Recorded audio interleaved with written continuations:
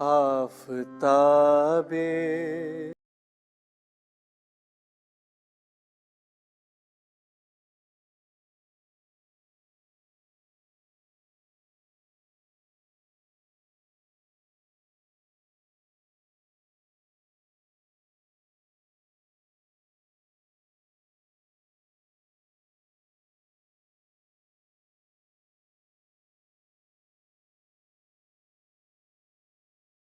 We get back to that home and rest there as it was meant to rest. Therefore, in Sahaj Marg, we don't speak of sin. We don't have the 10 commandments. As Babuji said, they speak of what you should not do. Our maxims only speak of what you must do to get back there. Knock and it shall be opened unto thee is the final. I am at my Father's door.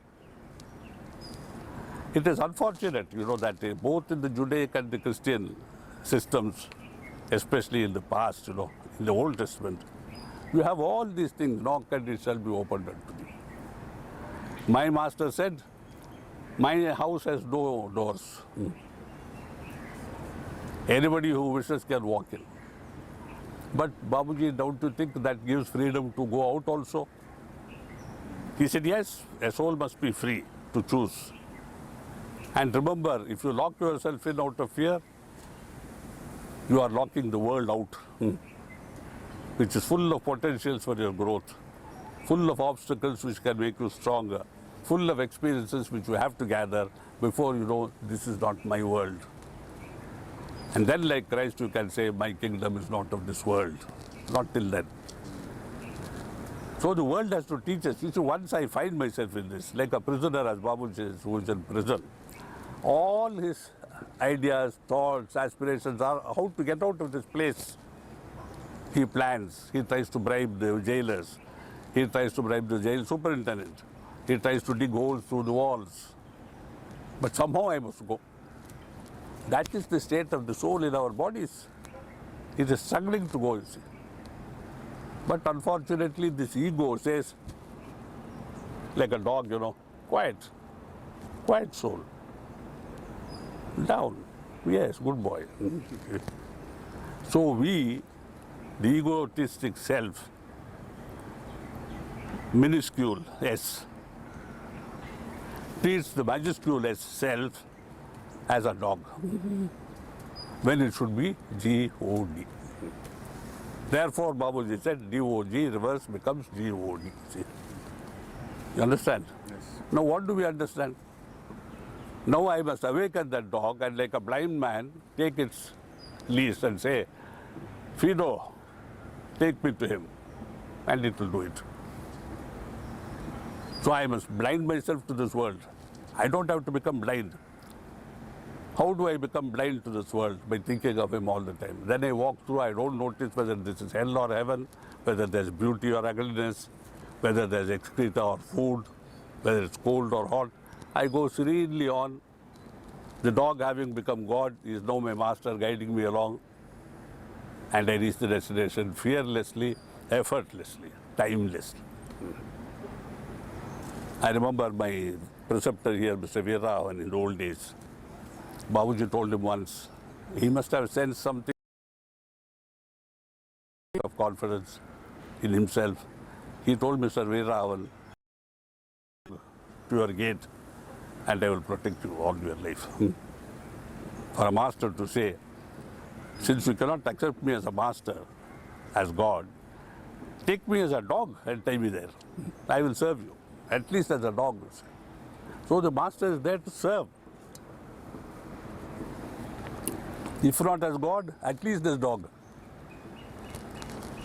So what must be the humility of that man who can say such a thing to a mere Abhyasi who was made a preceptor by him? People should weep when they hear such things. But this tradition of the Guru, which again you find reflected in Christ's life, Father, forgive them, for they know not what they do. They are stupid, they are foolish. They are like children, playing with fire. Don't punish them. But this is all beyond them. They don't know what they are doing. It's like a child catching hold of a fly and tearing its wings apart and laughing. See? Please forgive them, Lord. Take my life. So he was crucified.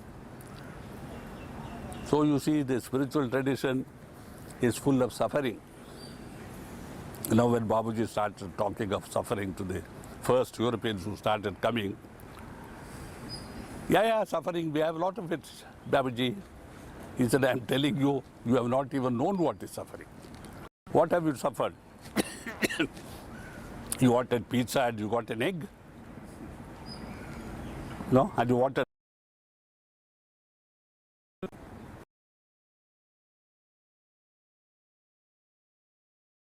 mattress or a single bed?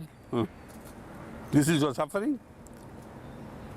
It is like one of those abhyasis who came weeping, and fell at Babuji's feet and he said, oh, I have suffered loss, Babuji, last year. And Babuji was quite, moved. He said, I pray for you. Then he told me, Parthasarthi, ask him, console him, find out what happened really. So I went with the man, gave him a cup of tea and a samosa, and then said, what happened last year? He said, brother, you are a very sympathetic man. Nobody else asks me. Previous year I made 9 crores profit. Last year I made only 5. I have lost 4 crores in profit. And this he called a loss. It's like a man who says, yesterday I had prime steak. Today I have only 1 egg boiled. We don't thank God for what we have received. We thank the Lord for what Thou hast given us today. This is the Christian prayer. And here is a man who, instead of making 9 crores, made 5 crores. 5 crores is little more than $1 million. And he was weeping.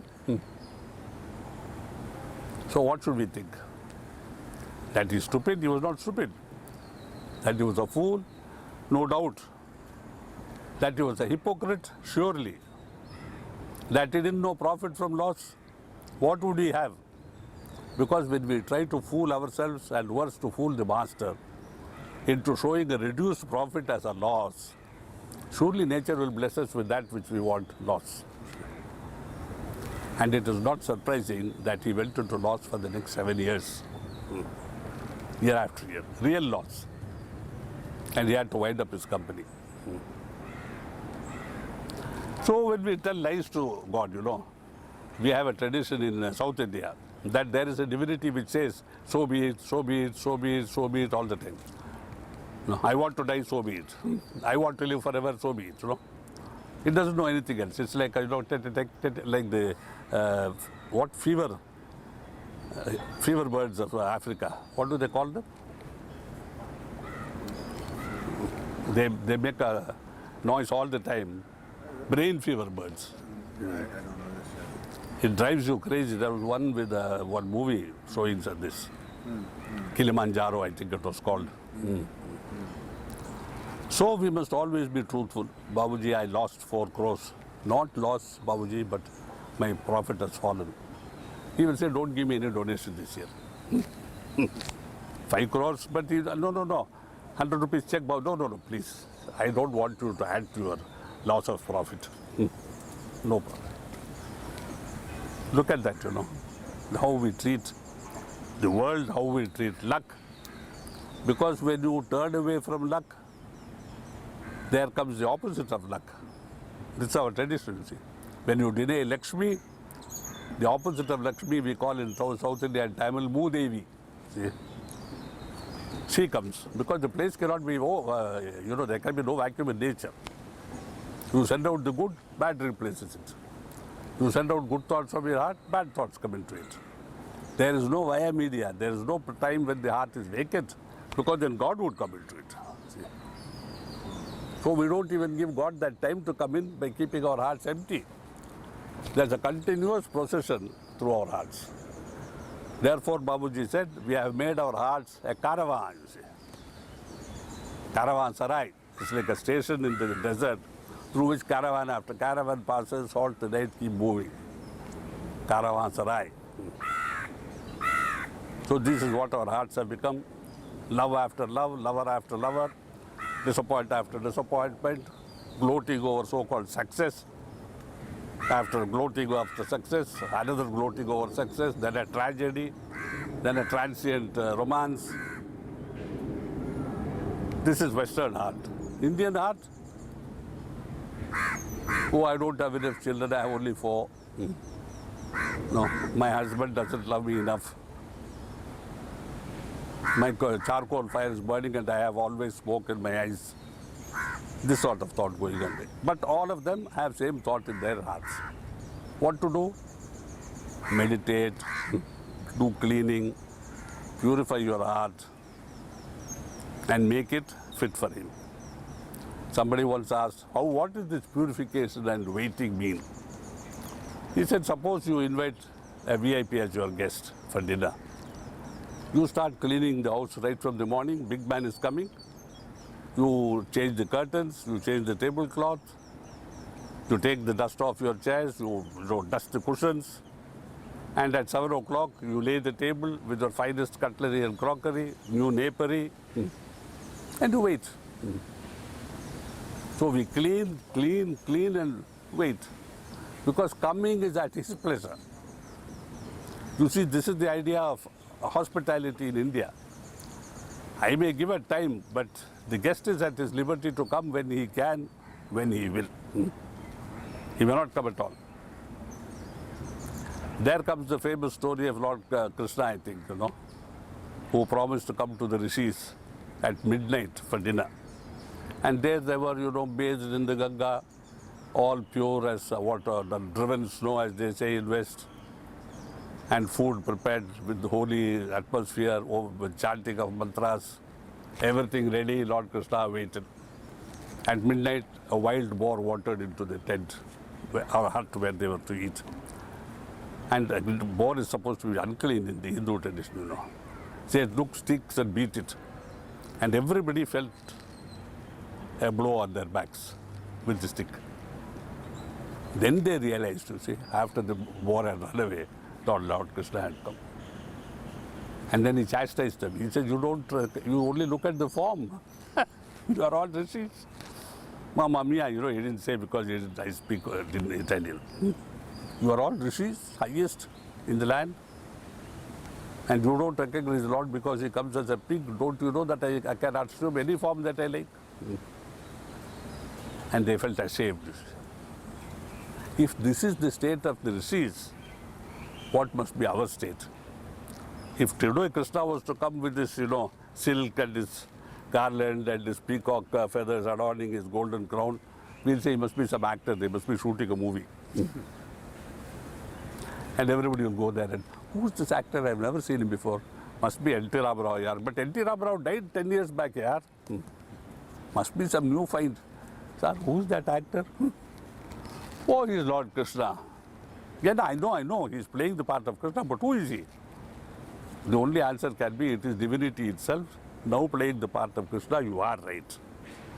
Because he has no form, no name, no attributes. But that would fall on deaf ears, and they will say, this fellow is bad. So this is the problem with the modern world. That if God were to come today, if Abraham Lincoln suddenly appeared on the streets of New York, he would be arrested for impersonation. Surely. And if Christ were to be found in Jerusalem, they would crucify him all over again. They would say, what do you mean? We had one and he is dead. The apostles said it. They did not believe. When he was risen from that after 3 days, nobody believed. One man wanted to touch and feel Christ. You see, immediately after he passed away, not centuries after he passed away. If today he was to appear, not only the Romans, the Jews would stone him all over again. This is the fate of divinity in the hands of humanity, and this is the fate of humanity in the hands of humanity itself, and this is the fate of animals, birds, everything in creation at the hands of humanity all over again. So in the human presence, especially in the modern world, divine suffers, humans suffer, birds and beasts and fishes of the sea suffer, everything suffers, because every human being is a rapist. If you put in $1 into nature, you take out $1 million in the shape of paper, in the shape of timber for your houses. To have a nice dinner, you kill a whole deer and eat 1 kilo of that lovely venison. And in the African elephants, to preserve elephants, you cull off every year so many elephants, shoot them down. And the poacher says, if you can do it, you are culling them, they have a right to live. I am doing it for profit. See, culling elephants, culling whales. We know what is good for the whales. We are human beings. And God said, I give you dominance over the earth. Go forth and multiply. The Judaism God. So we are doing it with a vengeance. There are laws to protect. Japan flagrantly violates the laws pertaining to whales. WHALES, not WALES. The British violated for something else. The Norwegians violated for something else. So everyone is a violator, maybe of a different law all the time, because there are so many laws to violate. What started as the 10 commandments of Moses is today 10 million commandments of man. You shall not cross the boundary into my country. But Lord didn't create, we created it. My government created it. Ich habe gesagt. I have said. Yes. So let it be said, so let it be written.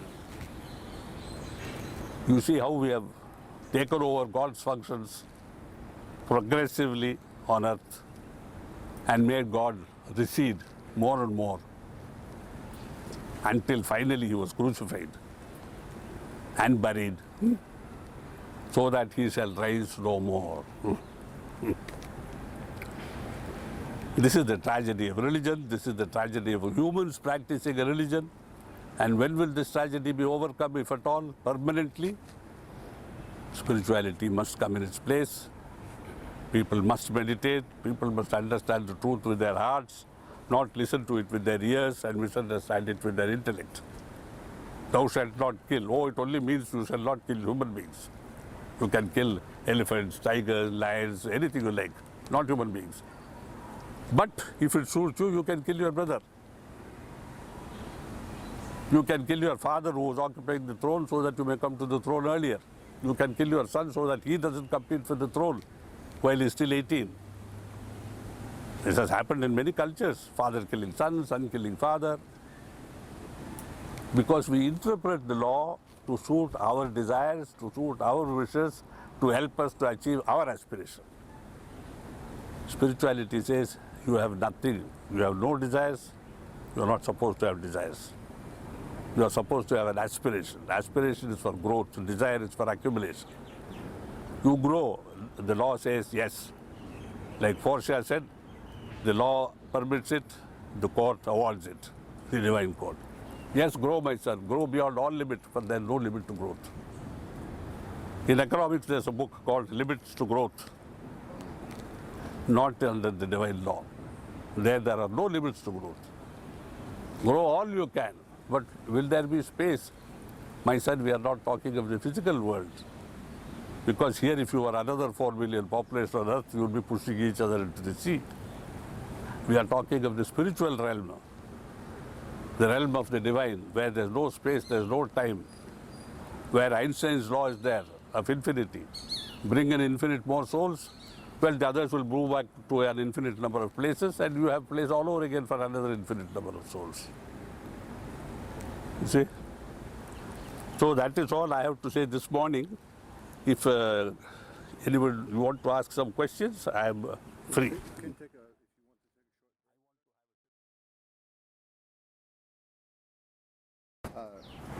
Before you ask questions, yes, Master. Babuji had a set rule which he gave to the first Europeans who came way back in 72, 73, you know. He said, ask only those questions which are relevant to your spiritual practice, which are vital to your spiritual existence, and which you must know, not things which you wish to know. And he gave us an example. as too silly question as he called it, does God exist? Okay. To follow that, then also I feel that as a preamble, I should introduce who this fellow is sitting here, appearing with Chariji. He is my master.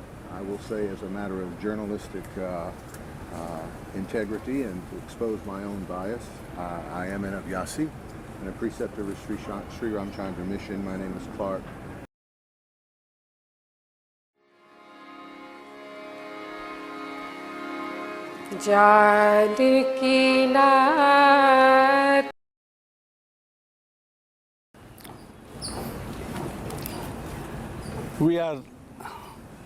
We should be aware that we are in an ashram.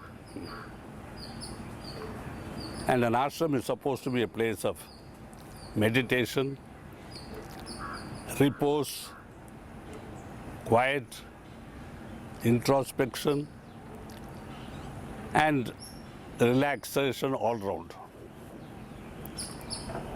It comes from the word Shreyas. You know, in the philosophies we have two types of welfare, Shreyas and Preyas. Preyas is of the worldly welfare, you know, like having a family, connubial bliss, material possessions, progress, children, grandchildren, you know, that sort of thing. That is Preyas. Shreyas is where one has a spiritual life of inner well-being, a composed comportment, balanced existence, neither good nor bad, but in between. Illat, killat, zillat being predominant, which, as I explained, means not too much money, or rather little less than what we should need, little less than good health, and lot of critics. So that is the spiritual life. And this concept, Lalaji Maharaj and Babuji Maharaj have modified, that even this is not correct. Because then either you are Preyas or you are Shreyas. And the Preyas lives in the world, among the worldly people, becomes a worldly person himself, with his concentration all on material welfare, material pleasures, material well-being. The Shreyas people go off into the hills, sit under trees like this one, meditate, to the exclusion of the world. They obtain liberation or not, we don't know. Many were supposed to have been eaten up by tigers. Many died when they went to the Ganga for their bath early morning. And many were not known of later, and many, of course, surfaced much later in history as great rishis and sages. My master always said that a man of spirituality has to live in this world also, whether in a jungle or in a teeming city with its huge population, with its material offerings, its temptations, its accidents. And he has to balance his existence between the two. No rishi can live without eating, bathing, and going to the toilet. Three fundamental needs of all human beings, whether saint or sinner, whether poor or rich. So Sahaj Marg is a balance between Shreyas and Preyas.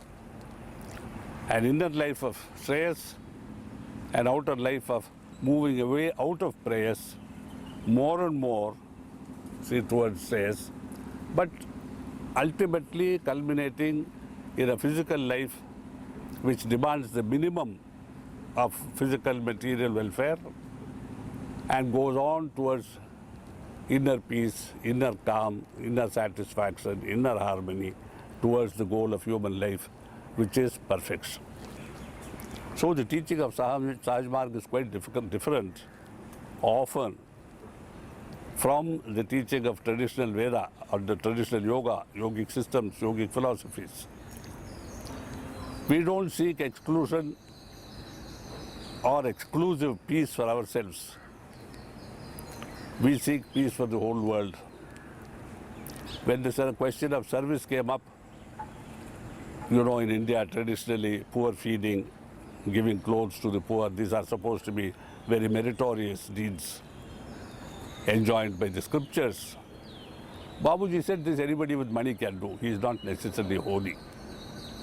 When a man reaches 45, 50 years of age, he begins to think of, you know, the other world, and mostly out of guilt, they start putting their millions back into temples, dharamshalas, etc. He said that is neither charity nor service. They are only, you know, trying to shrug off their guilt, hoping that this will compensate for all the evils which they did when amassing their ill-gotten wealth. No. Service, he said, if you can bring calmness to another human being, even momentarily, that is higher than the highest service enjoined upon you by the scriptures. So we meditate not for ourselves. Initially, yes. Initially, we do everything for ourselves. This might sound like, you know, selfishness to minds not trained to accept truths which are quite divergent from their cultures, where they say no selfishness.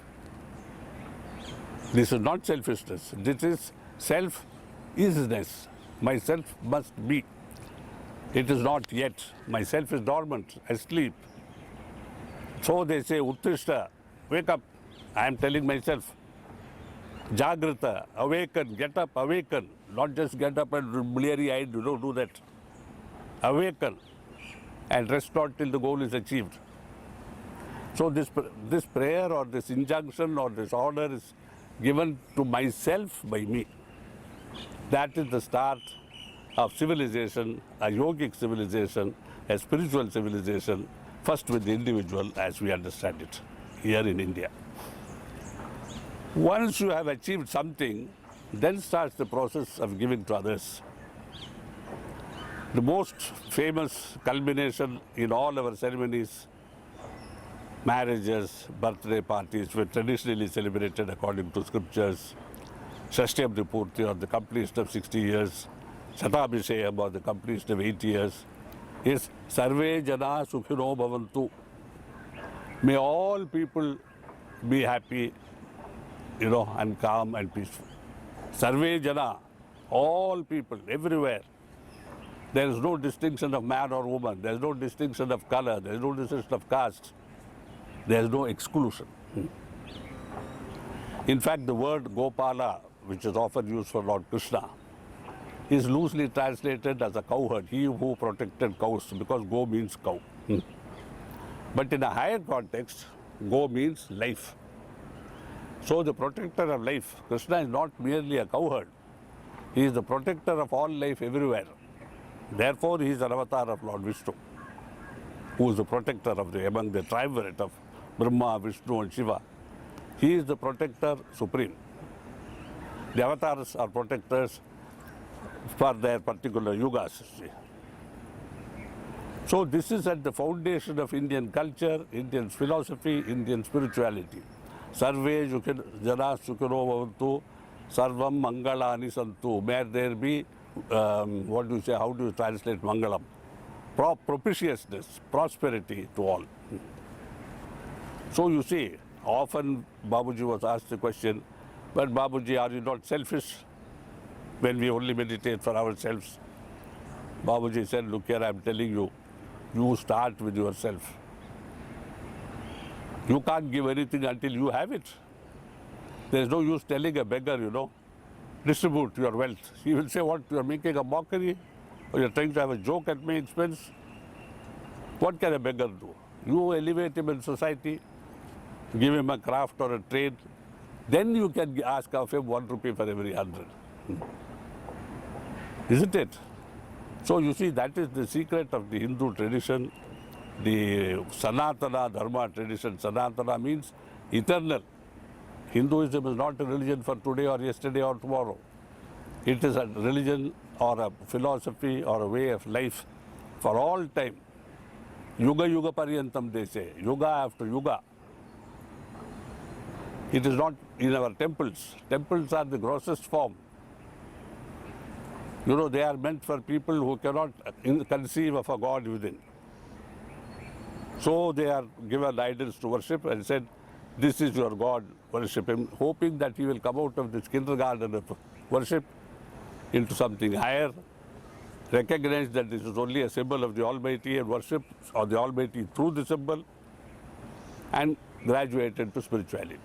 That's why Babuji said, where religion ends, spirituality begins. So religion has a beginning and an end. The beginning is the grossest, sthula worship, as we say, physical worship of idols, of icons, of places, like Ayodhya, where Rama was supposed to have been born. From that you graduate into without temple worship, sit down and meditate. From that you graduate into no meditation, but constant remembrance. But constant remembrance is not the be-all and end-all of spirituality. That too has to go. When you come to a stage, whom am I remembering? There's that famous story of Radha, Krishna's beloved. Once Lord Krishna was away, she was so sad and felt the separation so much that she started saying Krishna, Krishna, Krishna, Krishna, remembrance. And she became Krishna and started saying Radha, Radha. So constant remembrance, remembered, he is there at your side. As Babuji said, remember me and you will find me by your side. But that too is transcended, because now, as Babuji or Lalaji said about Babuji, I am you and you are me. So that none shall say that there is any difference between us. Now who is to remember who? Must Babuji remember Lalaji? Because he will become Lalaji. Then who remembers whom? Lalaji cannot remember himself. So remembrance ceases. Now comes that divine miracle, that divine blessing, that divine grace in its plenitude. The two are one. No more identities, no more seeking, no more seeker. As I read out yesterday from Babuji's words, where the seeker, the seeking and the sought all become one. So this is a very short description of what Sahaj Marg is, what our ashrams are for. Our ashrams are precisely for this, not to bicker for position, not for mooching under conveniently shaded trees in the fall of the evening. They may be amenable to all this, but they are not for it. These places are meant for holy approach. What the Germans, I believe, call Heilige, of which the Western cultures are largely ignorant. By going into church and doing this, it's no more holy than putting your slippers somewhere and worshipping them. I was once in Madurai, and I was taking a walk in a large field, agricultural field. They had these markers, for property, stones. One fellow was putting this red paste on it, using flowers and worshipping. I just stood there. I said, you are worshipping this stone? Of course, he took umbrage, He said, do you mean to say God is not in it? You are from the city? I said, well, I'm unfortunate, I have to live in a city. But even if I were here, I wouldn't worship this stone. He said, why not? I said, why is there a stone in the temple for you to worship? Well, why not? If that is a stone and you worship, why not this? I said, you asked the correct question. Neither should be worshipped. Ah, you are a Nastika, is it? City-bred, educated Nastika. I said, well, you are obviously a Nastika. You are a believer. And now, these slippers, is God not in it? What do you mean? I said, God is everywhere. Prahlada's father kicked a pillar and Lord came out of it. Why don't you worship my slippers? If you believe in what you think you believe, please worship this in my presence and I will say you are a bhakta. Don't annoy me or I'll beat you up. I said, I only came to offer some advice. Take it or leave it. You see? So they are believers. And as I told you, one of my friends was traveling by train from Trichy to Madras. About 45 minutes out of Trichy, there you cross a river, big river, near Ariyalur. There were people washing clothes on the river bank on stones, washing stones. And in this train, there was a padri with about 30 children, all Catholics. And they were looking at that and saying, Father, look what they are doing. He said, yes, children, the Hindus are stupid. They are corrupt. That stone, they are washing clothes on, and in the temple, they worship it. And then my friend was in that group, not part of it, happened to be seated there. And they looked at him and started laughing. He said, I don't know your name. He said, well, look at your religion. Stupid, don't you think? Spitting somewhere on it. Worshipping it in a temple. Don't you think it's stupid? He said, well, I can't argue with you. But he said, what do you Westerners do when you meet?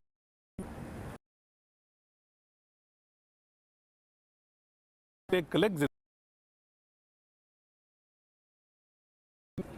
They're dirty, filthy things. Yes, but they are part of your body. No? Why should any part of your body be so dirty that you can't shake it? He meant something else. I didn't mention it. He said, if everything is the same, it is convention for us. We are not stupid. We are Christians. We shake hands. And that's about it. He said, no, that's not about it. There are many things you can shake.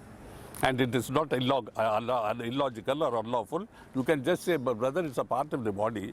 What matters it if I shake this part or that part?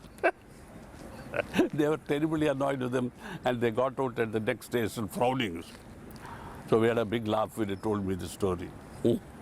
This is the sort of partisan thinking, bipartisan thinking, tripartisan thinking, hypocrisy, prejudices.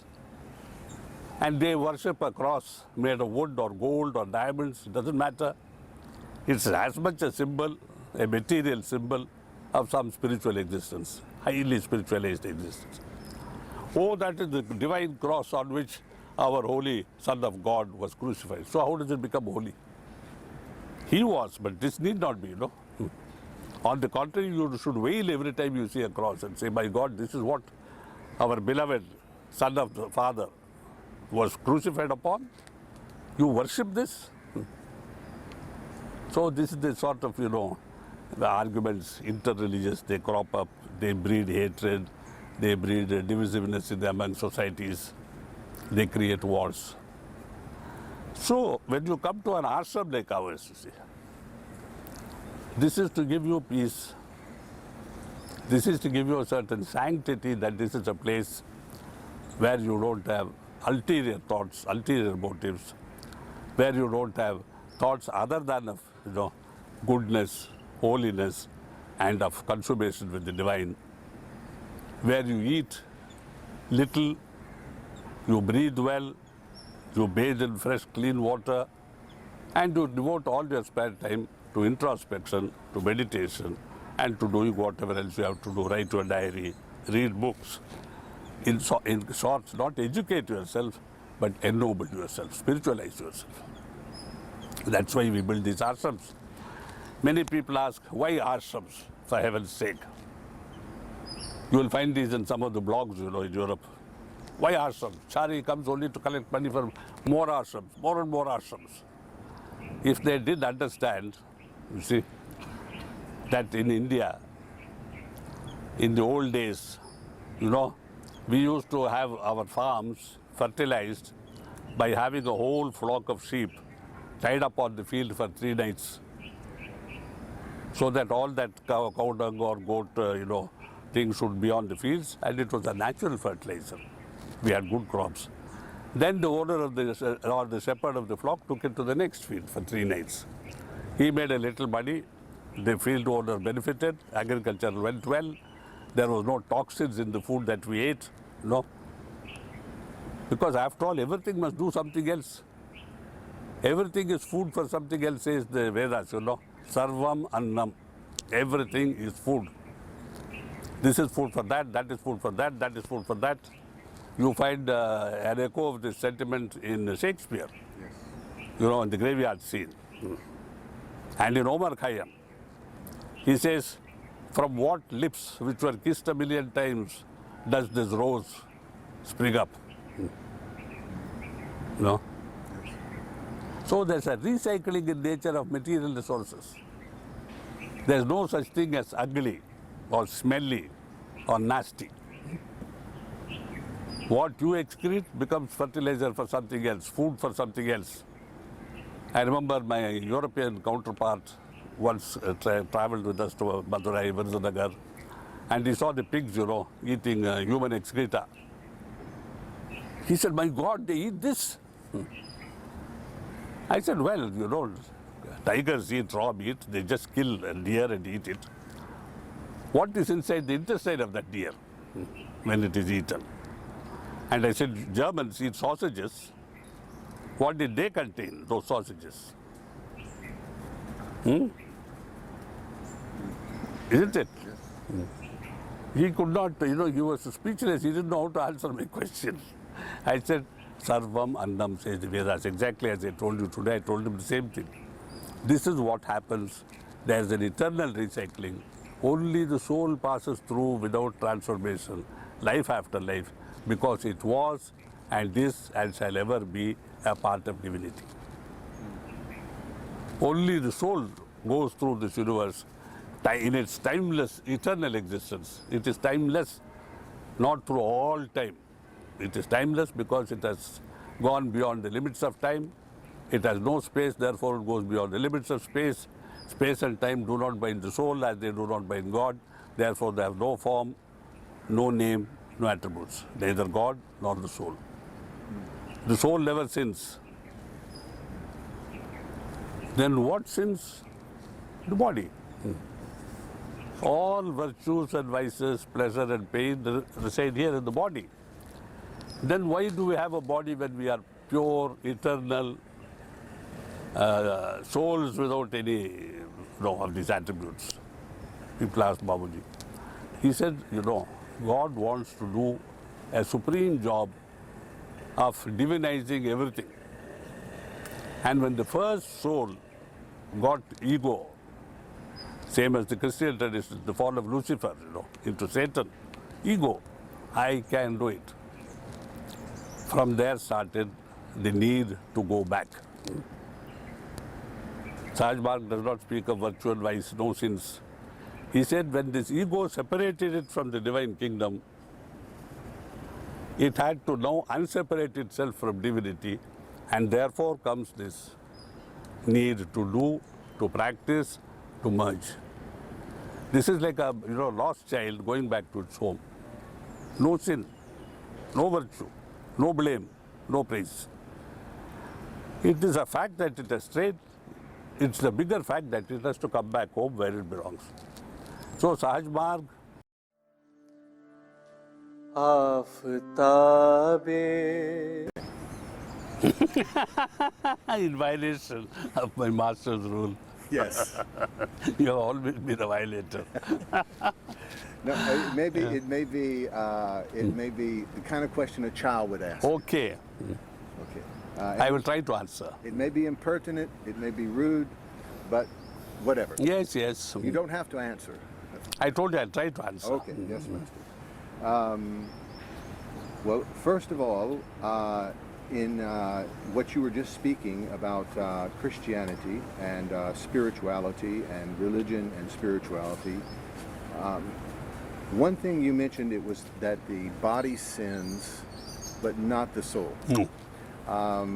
I can almost hear some theologians going crazy when you I say hope they this. will think over it.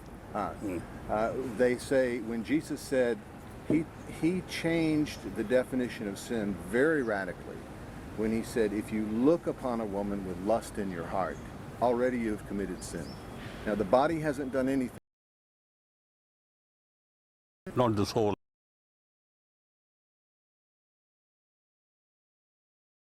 Vacha hastabhyam karnabhyam udarena shishna. Manasa with the mind, Vacha with the speech, Manasa Hasta Bhyam with your hands, Padbhyam with your feet, Udarena with your stomach, Sishna with your organ of sex. If I have sinned with any of these, O Lord, divinize this water at morning when they do the sadhya, divinize this water so that by assimilating it in myself, I may burn off those sins. It's the mind which sins. There you go. Yes. See? Okay. Clarification number one, because I'm speaking as a obstreperous American, so there is the mind in that mind-body continuum that does do the sinning. One of the things that I would like to ask, really in behalf of Americans, there is a raging debate now in certain circles whether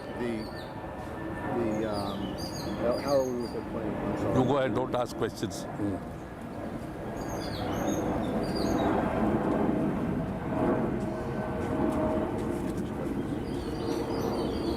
There's a raging debate, you are Yes, saying. Master. Over the need for a guru. I know that Vivekananda is supposed to have said, quoting Shakespeare, sermons in stones, books in brooks, and God everywhere. Yes. But he said that only comes to the soul who's already illumined by the human touch, and the guru has to come in a human form. Even in our Christian doctrine, we have Jesus saying, call no man thy master, for one is thy master, even God. And yet they all call Jesus master. The gospel itself, as you've already pointed out, is a perfect example of the guru-disciple relationship, though few Westerners today see that. What I'm getting toward is for Westerners, and for not Westerners, but for human beings, is there a need for a guru? Is it essential to have? You see, you should not use the word guru and say, is there a need? Do we need a teacher? Guru in Sanskrit only means a larger person, you see. A larger in the sense of content, He has more inside himself than outside himself. He has more, you go to what do they call it, sensei for karate and all those things. Yes, Master. And they say sensei, and they bow before him. So how is it different from accepting a guru for your spiritual life? No? Well, it's for me, I see myself submitting to a surgeon, and I go under anesthesia, and I don't know what he's That's doing. what Babaji said. When you need a doctor, you need a doctor. Or a pilot of an airplane that I've never seen. Or a washerman when you want your clothes washed. To completely trust Yes. all the time. Yes. But yet in the spiritual realm, and this is partly true in Europe, but certainly true In the US. Western mind, there is a schism between body and soul. They have come to believe through the Platonic existence and Platonic philosophies that the body's needs can be fulfilled only by resort to some other aids. Like I need my mother to feed me. I need a mother to bring me into this existence. I need somebody to cook my food. I need work to earn, and there I have a boss. So they have separated the physical, the mental, and the spiritual. Physical needs. Mental also needs because I need somebody to teach me. But when it comes to spiritual, they say I don't need. And here you find the hidden secret that religion is also taken as mental, not spiritual. Because they go to church and they do this before the priest. And the priest says, arise, or go on your knees and read Psalm 164. No? So implicit in this division, or what proves this division, is the fact that religion is also taken as something where you need a priest. When it comes to spirituality, they say, why, how can he touch my soul? No. Yes. And so we have then in the West neatly compartmentalized our lives. Into what we need and where we need.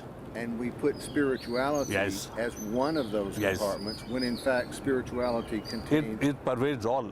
is the set of all sets. All sets. Back to the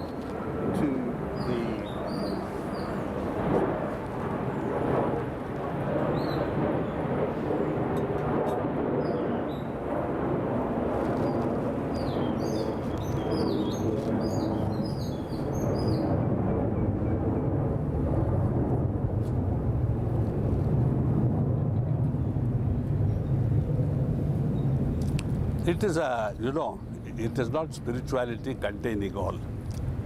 Everything contains spirituality. How is that different, sir? Well, sugar is sweet. It contains the essence of sweetness. It is the essence of sweetness that matters and not the sugar. Something which appears similar, grains of salt. Many a person has taken salt instead of sugar in his morning cup of tea. Yes. Back to the Guru in one moment, but to shift back to what you were saying about the body, how we compartmentalize this as the body. We take the human body as yesterday you were saying, most people think that they have a body, whereas instead they are a body. They inhabit a body. Inhabit a body. Could you explain? Well, you see, in the Middle Ages and subsequently, there was an effort by even scientists to decide or to find out what the soul weighed.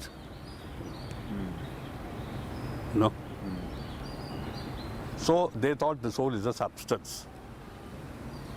So they recognized the existence of the soul because it's patently obvious, when a man is dead, why is he dead? Something has gone out of him. That we call spirit, we call soul, atma, whatever it is. But the effort to weigh it shows that they thought it was still a physical thing, because science believes in molecules, perfumes have molecules, smells have molecules, and according to the quantum theory, everything is molecular and submolecular and subatomic and subparticular physics. So they destroy everything spiritual and bring it down to the opposite end of the spectrum into the most minute parts of physics, beyond and beyond. First the atom, first the molecule, then the atom, then the nucleus of the particle, the electrons. Then the nucleus was broken open into protons and neutrons. That broken into quarks and narks and whatever you have, you see. And where they say the distance between two particles is more immense than the distance between two galaxies. Yes, yes. So science is going backwards. Spirituality is going forwards. See, science is going into the Big Bang. Spirituality is going into the infinity of what can be when the universe has expanded to its ultimate configuration. So Let us say, using an analogy, you can't ask me, oh, does spirituality indulge in physics? No, it does not. I'm just using an analogy. You see. I understand. I understand. So we are always in physics trying to find out the origin, Darwin's origin of species, physics, origin of the atom, origin of the nucleus, origin of the particles, origin of space itself. You understand? I think so. I think so. But you're saying the body is mostly emptiness. I'm not saying that. The body is very much solid. Oh, that is too solid flesh. Yes. Your Hamlet said it. Yes. Yes. It comes from Western culture. Yes, Master. So, But as you were saying, the space between the particles is greater than that. physicists say, If we go into the quantum world, yes, then there's just emptiness. that's what they say. So that for Einstein to say, I'm no physicist, but E equals mc squared, energy congeals Into matter. into matter, Yes. and matter is released Yes. into Yes. tremendous energy. Yes. We say, on the contrary, that the universe is filled with God. That God is the ultimate presence, and the universes and the various galaxies are all parts of his inner existence. Like my cells in my body would be thinking they are separate, you see. My antibodies floating about in the bloodstream must be thinking, oh, we are floating. This river is today damp here, you see. It's too narrow when they pass through the arteries, narrower when they pass through the capillaries. A gorge, perhaps. A dum when they come here. Crashes of, what you call white water. Yes. What they be experiencing. Yes. Which world is true? I think I am one. Inside me there are billions of things which think they are all alone. So worlds within worlds. Within worlds, within worlds. And when we give up, I don't collapse everything, I expand everything into the divine presence. That's what Babuji said. One day my consciousness must pervade the entire cosmos, the entire universes. Then I am one with the divine consciousness which says, I am. And the metaphor of quantum mechanics then talks about something called entanglement, that everything is interconnected. And it's said that quantum mechanics is now bringing the consciousness back into science from which it had been expelled. Spirituality for 300 says years. the same thing. Everything is one. All life is one. Yes, Master. Fundamental dictum of spirituality.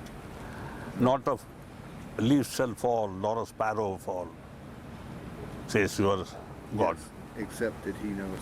Yes, yes. How does he know? You talk of a spider on a web, sitting in some remote corner. A fly hits. It knows it through the vibrations of the cobweb, of the spider's web. Here there's energy, unlimited, all-pervading energy. So when something happens here, it must go through that field of energy as ripples, waves sometimes. When a big world like the world of Ramayana collapsed, must have sent waves, into that ocean of bliss. When you or I die, there must be something, even then, like a small pebble in a pond. Yes, Master. Yet it creates a wave, and he must see it. Well, Master, I'm straying from your first instruction, I'm afraid, which is to ask practical questions. So I want No, I also delight in physics. Thank you. But I want to get back to something very, very practical and down to earth. I had read something, and I may be misquoting, you can correct me, that Babaji Maharaj was asked, what is the difference between the highest conscious being, an avatar, and the ordinary person? And he gave a very simple reply. He said the ordinary person has more coverings. Yes.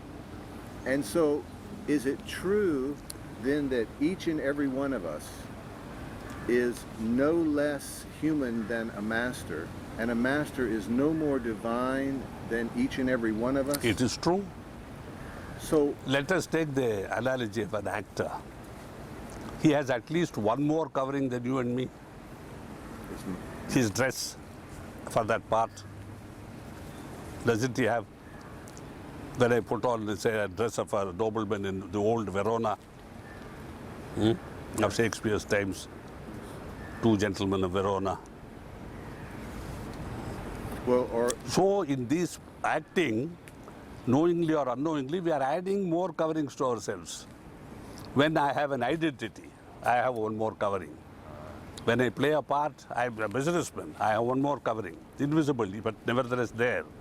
I am a multimillionaire businessman, one more covering.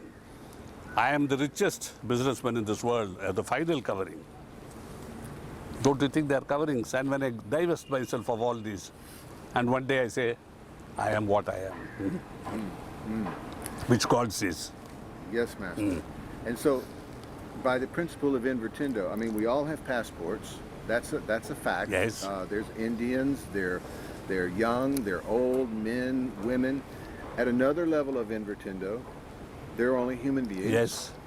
Young, old, male, female. Another level higher, male, female, differences go. Just souls. We are human beings. But all three all these levels are true simultaneously. Yes, they are like this Russian doll, one within the other, one within the other. Ultimately, you have a tiny doll, Then the question is, if In spirituality, we speak of koshas. yes, the sheaths, Yes, they are coverings. and if it's so then that the master is no less human than the rest of us, and no more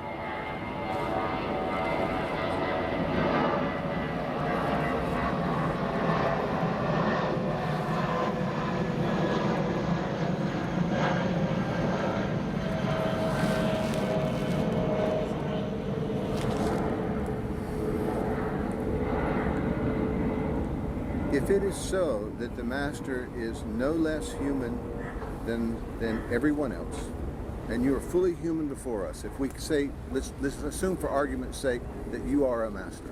For me, you are, but for everyone, who knows? I don't know. I'm a human being. For you, Nobody can deny.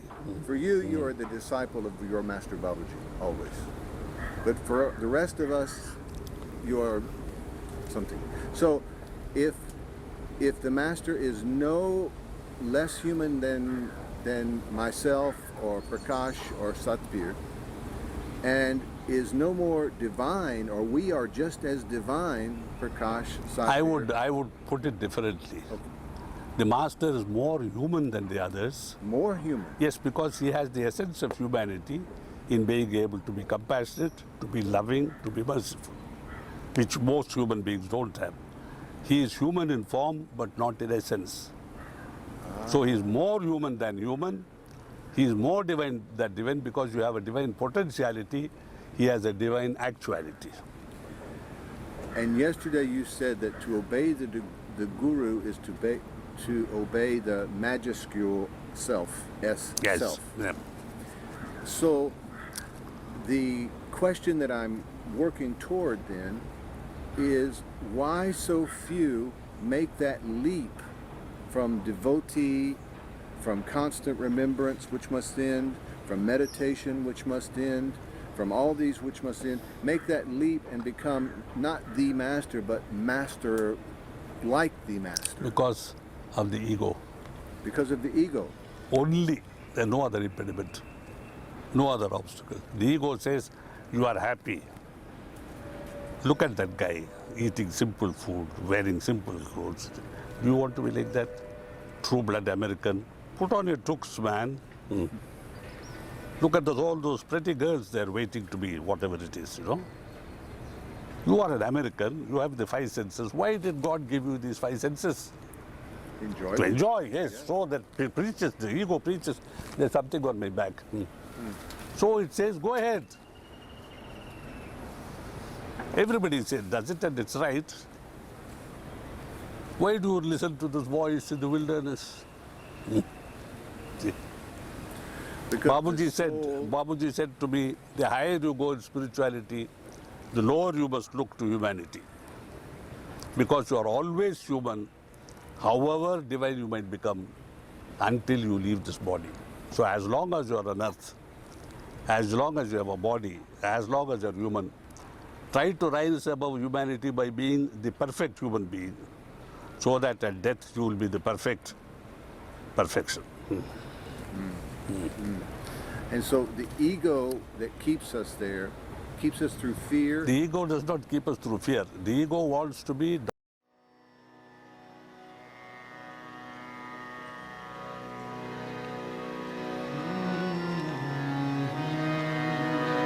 dominant position.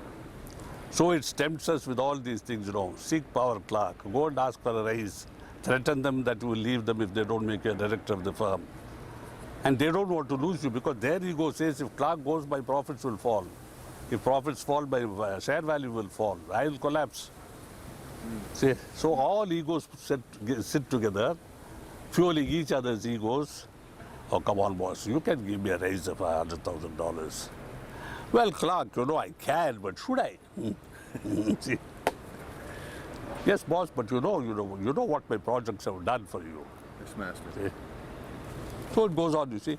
Ego is a bar. But Babuji said, without the ego, we will not be aware we are even alive. But the ego must be sublimated. And this inner self with the majuscule S, and the battle is over. So to say ego automatically bad is not correct. There's no bad ego. There's only the ego. So ego, once it's no longer a prisoner, an imprisonment, then it is good.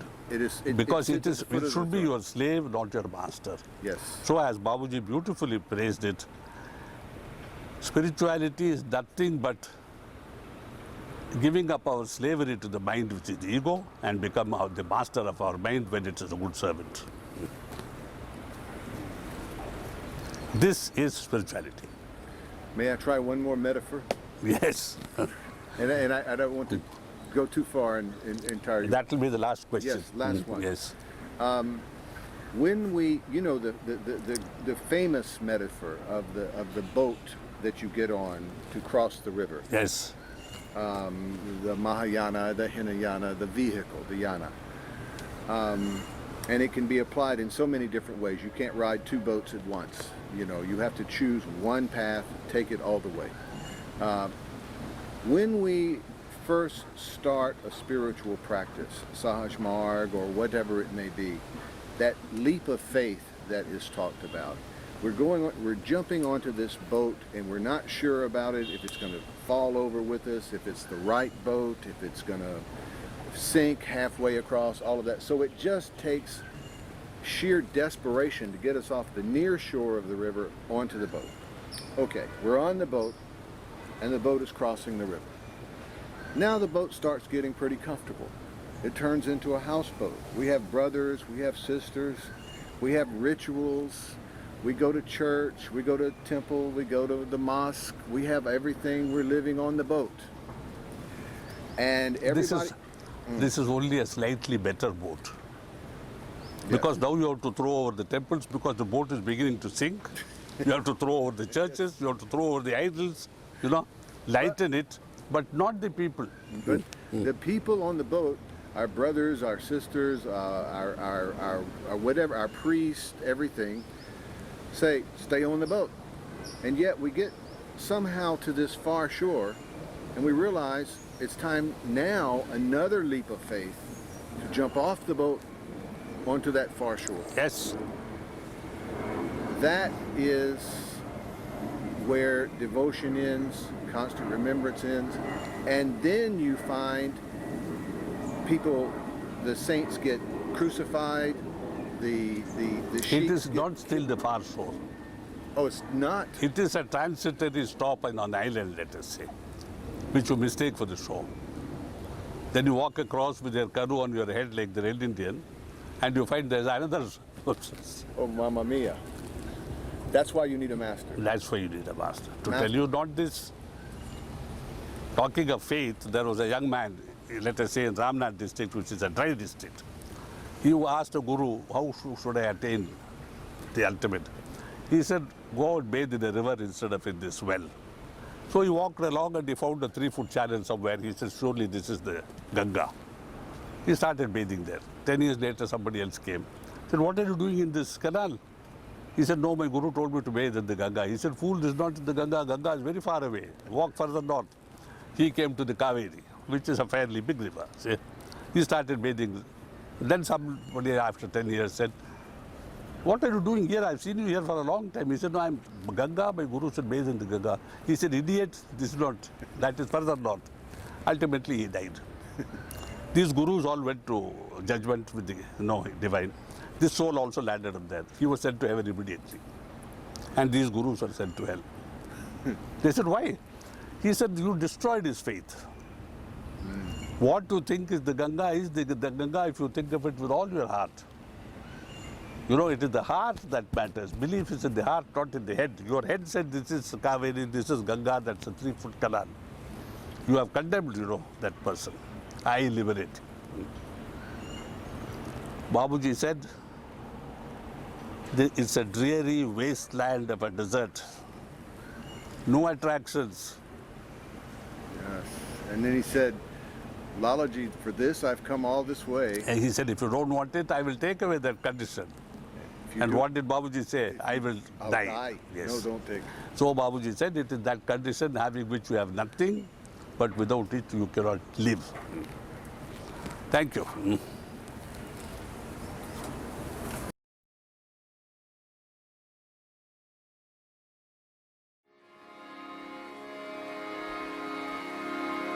Janaki Nath